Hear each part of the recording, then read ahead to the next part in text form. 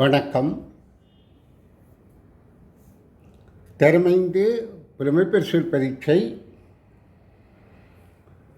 10 வயது பிள்ளைக்கு கற்கை ஆர்வம் ஊட்டுவது எப்படி?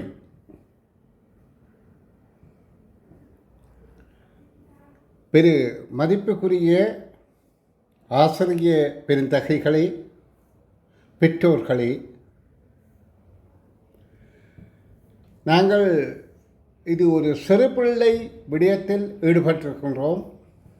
அதாவது இன்றைய சிறுவர்கள்தான் நாளைய நமது பாதுகாவலர்கள், நமது தலைவர்கள். அப்போ அவர்களை மிக திறம்பட உருவாக்க வேண்டிய ஒரு நிலைப்பாட்டில் தற்சமயம் நாங்கள் இருக்கின்றோம். இந்த நிலைப்பாட்டில் இருந்து நாங்கள் சிறிதும் எங்கள் கடமை தவறாது எங்களால் முடிந்தளவு அந்த பிள்ளைகளுக்கு சேவை செய்ய வேண்டும், அதாவது அந்த பிள்ளைகளை முன்னேற்றி விட வேண்டும் என்ற நோக்கம் எல்லோருக்கும் நிச்சயமாக இருக்கும். யாருக்கும் இதில் குறைபாடு இருக்கும் என எதிர்பார்க்க முடியாது. ஆயினும் இந்த முயற்சியின் போது பல இடர்பாடை எங்களுடைய மனம் உருவாக்குகின்றது. ஏனென்றால் நாங்கள் எந்த ஒரு காரியத்தை எடுத்துக்கொண்டாலும் அது முழுவதும் எங்களுக்கு சாதகமாகத்தான் இருக்க வேண்டும் என்று எதிர்பார்ப்பது எங்களுடைய மனநிலை. நிச்சயமாக ஒரு முயற்சி செய்கின்ற போது எதிர்ப்படுகின்ற சவால்கள் அனைத்துமே எங்களுக்கு சாதகம் அல்லாதுதான் இருக்கும் என்பதை நாங்கள் தெளிவு பெற்றால் இந்த முயற்சியில் நாங்கள் நிச்சயமாக வெற்றி பெற முடியும். இது ஏன் சொல்கிறேன் என்றால், இப்பொழுது நாங்கள் ஒரு ஏணியில் ஏறுகின்றோம் என்று வைத்துக்கொள்வோம். அந்த ஏணியில் ஏறுவது சாதகமா அல்லவா என்று பார்த்தால் சும்மா இருக்கிறது அதை விட சுகம். எணியில் ஏறுறது கொஞ்சம் கஷ்டம்தான். ஆனால் அங்கு ஒவ்வொரு படியும் ஏற ஏற எங்களுக்கு கீழே ஒரு ஆபத்தும் இருக்கின்றது. தற்செயலாக அதில் இருந்து சறுக்கி விழுந்தால் மேலே போக போக எங்களுக்கு ஆபத்து கூடுகின்றது. ஆயினும் இந்த ஏணினங்கள் உயர்ந்த நிலை அடைவதற்கு உதவுகின்றது. அப்போ அந்த பாதகம் எங்களுக்கு சாதகமாக நாங்கள் ஆக்கிக்கொள்ள வேண்டும். இந்த விடயத்தில் நிறைய கதைத்து கொண்டிருக்க நான் விரும்பவில்லை.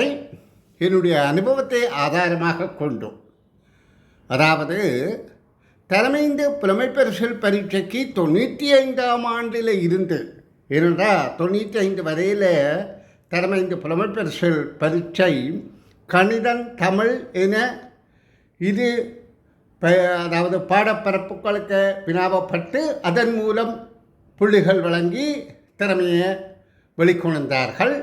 ஆயினும் பிற்காலத்தில் 95க்கு பின் அது உண்மையிலேயே வளர்ந்த நாடுகளோடு ஒப்படைக்க சரியான பொருத்தமான திறமைகாண் பரீட்சை அல்ல என்பதை கணித்து 95க்கு பிற்பாடு தான் வினாத்தாள் 1 நுண்ணறிவு சார்ந்த வினாக்களும், வினாத்தால் 2 சகல பாடப்பரப்புகளும் பாடங்கள் பிள்ளைகள் பாடசாலையில் தரம் 1 இருந்து கற்ற பாடப்பரப்புகளையும் வினாக்களை வினாவி புதிய நடைமுறையில் பரீட்சையை அறிமுகப்படுத்தினார்கள்.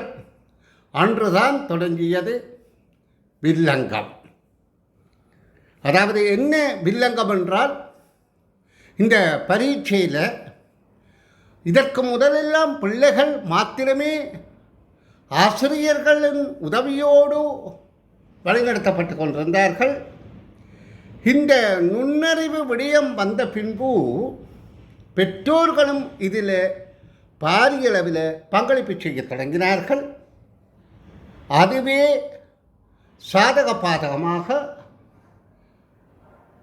சாதகம் நிறைய இருந்தாலும் பாதகம் அதைவிட பல மடங்கு பெருகி பரீட்சையின் வினாத்தாள் வர வர 10 வயது பிள்ளைக்குரிய பரீட்சை 15-16 வயது பிள்ளைக்குரிய பரீட்சையாக மாறிவிட்டது. அது வரவேற்கத்தக்கது என்று ஒரு பக்கத்தில் நாங்கள் எதிர்கொண்டாலும் சில இடங்களில் அது ஒரு தடங்கலாகத்தான் இருக்கிறது. ஏனென்றால் குழந்தைகளின் மன உளைச்சலை உண்டு பண்ணுகின்றது. பெற்றோருக்கும் ஒரு அதிருப்தியின்மை மனதில் தங்களோட பிள்ளைகளை இந்த ஒரு பெற்றோரும் தன்னுடைய பிள்ளையை திறமைசாலியாக மாற்ற வேண்டும் என்று எதிர்பார்ப்பது இயல்பு. அப்போ இதுக்கு ஆசிரியர்களும் ஒத்துழைப்பு வழங்குகின்றோம். ஆயினும் அந்த பொறுப்பவர்கள் கடின போக்கில் எக்ஸாம் நெருங்கி கொண்டு போக, எக்ஸாம் இப்படியே வளர்ந்து கொண்டு போக, இப்போ நாங்கள் 95 பார்த்தால் நீங்கள் உங்களுக்கு இந்த கற்பித்தலில் இந்த திறமைந்து புலமை பரிசில் கடந்த கால அரசவரிக்க தாள்களில் அனுபவம் இருக்குமாயிருந்தால் உங்களுக்கு தெரியும் இந்த பரீட்சை எப்படி வர இறுகி கொண்டு போகின்றதென்று. இது இன்னும் இருக்கத்தான் போவதொழிய ஒரு நாளும் தளர்வு ஏற்படாது. தளர்வு ஏற்படுவதாக அப்பப்போது ஒரு சமாதான பேச்சு வரும். ஆனால் தளர்வு ஏற்பட முடியாத காரணம் என்னென்றால் மாணவர்கள் திறமையாக மாறிக்கொண்டிருக்கிறார்கள். 10 வயது பிள்ளை 15 வயது பிள்ளைக்குரிய வயதை அடைந்து விட்டான் இப்பொழுது.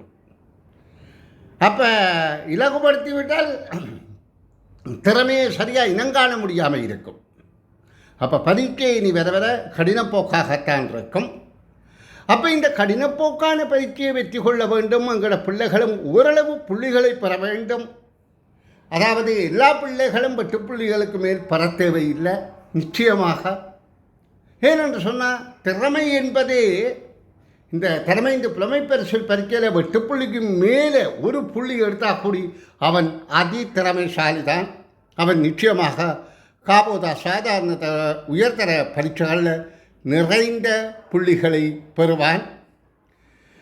இந்த வகையில் நான் பிள்ளைகளை வழிநடத்துறதுக்கு என்னுடைய அனுபவங்களை கொண்டு இன்னும் நிறைய விடயங்களை ஒரே காணொலியில் பதிவேற்றம் செய்யாது அவ்வப்போது நிச்சயமாக நிறைய காணொலிகள் மூலம் ஆசிரிய பெருந்தகைகளையும் பெற்றோர்களையும் என்னுடைய அனுபவத்தை ஆதாரமாக கொண்டு வழிநடத்த உத்தேசித்திருக்கின்றேன். நான் மீளவன் சொல்கிறேன், எந்த ஒரு காணொலியையும் 5-10 நிமிடங்களுக்கு மேலே போட்டால் அது பொருத்தமற்றது என்பதனால் இதனை 10 வயது பிள்ளைக்கு கற்கை ஆர்வம் ஊட்டுவதற்கு அறிமுக காணொலியாக கொண்டு இனி வரும் காலங்களில் எவ்வாறு பிள்ளைகளை வழிநடத்த வேண்டும், என்ன செய்யலாம், என்ன உபாயத்தை பின்பற்றலாம், என்ன மாதிரி வினாக்களை எப்படி கேட்க வேண்டும், அந்த பிள்ளைகளுக்கு எப்படி அறிவை ஊட்ட வேண்டும் என்று பலதரப்பட்ட விடயங்களை தொடர்ச்சியான காணொலிகளில் நீங்கள் எதிர்பார்க்கலாம்.